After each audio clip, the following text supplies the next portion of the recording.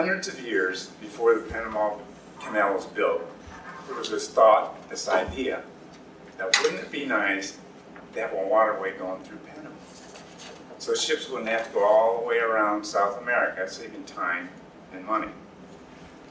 As a matter of fact, during the gold rush of the 1850s, some folks decided rather than take the treacherous trip all the way across the U.S., they would catch a ship on the eastern coast, take it down the Atlantic side to Panama, make their way across the 50 miles of Panama to the Pacific side, and take a ship up to California. Miss Toastmaster, fellow Toastmasters, the story of building the Panama Canal begins in 1880 with the French. The cost, $20,000, was squandered away because it was a breeding ground for corruption, and 20,000 lives, 22,000 lives. With the Americans, when they started and completed, the French started in 1880 and came to completion in 1887. The U.S., and that was a failed attempt, they went home, left all their stuff behind. When the U.S. started, it was in 1904, and they completed it in 1914. The cost, $375 million, 5,000 lives. When the French started, they thought they had a good basis to go on. They actually built the Suez Canal. The Suez Canal is 100 miles long. It joins the Mediterranean Sea with the Red Sea, so ships wouldn't have to go all the way around the African coastline. However, the Suez Canal was flat and it's desert compared to Panama. Panama is thick jungle, mountainous. It has this raging river going through it, one of the most violent in the world, called the Chagres River. And there's all kinds of bugs and all kinds of things down there that you can imagine.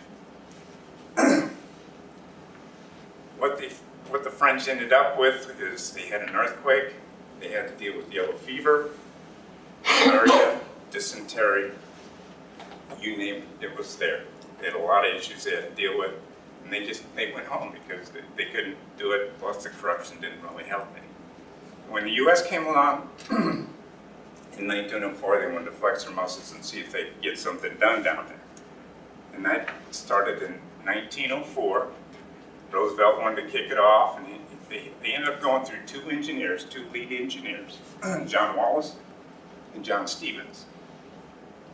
And the last engineer they brought in took it through the full gamut to 1914 to completion. Now, the first guy, John Wallace, it was a struggle for him because he wanted to see the layout of the land. He wanted to take a year to see what he had to deal with, but they wouldn't give that to him. So he had to go ahead and start digging. And next thing he knew, 3/4 of the U.S. workforce went home, mainly because of what the French had to deal with, which was yellow fever, all the other things they dealt with.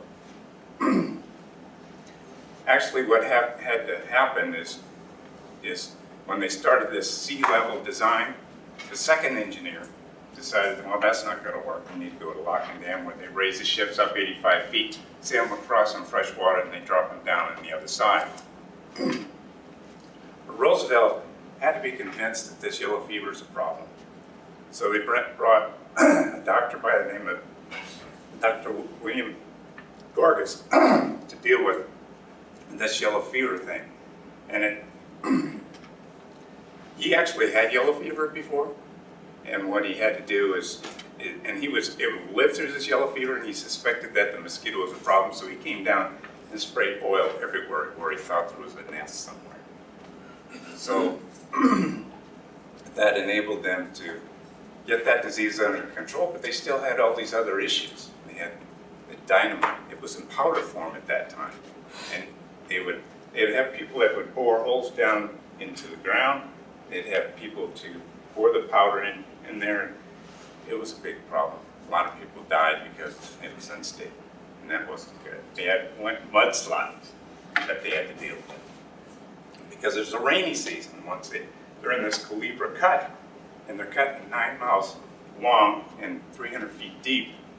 And the deeper they go, those mudslides kept getting worse, especially during the rainy season. People were buried alive. Those big giant shovels, steam shovels, were just moved aside when that mud came down.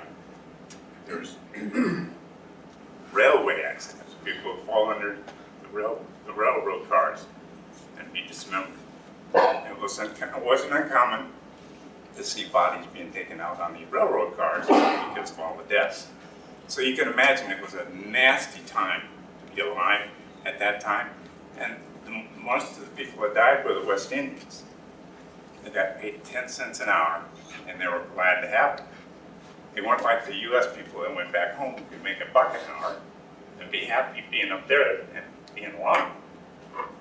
It's one of those things you think about, and I think about a lot, mainly because they went through a lot. It was a different time back then. You didn't wear hard hats.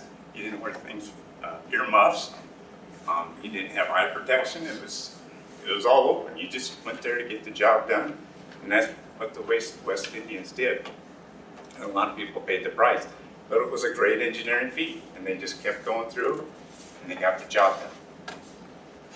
That's Toastmasters.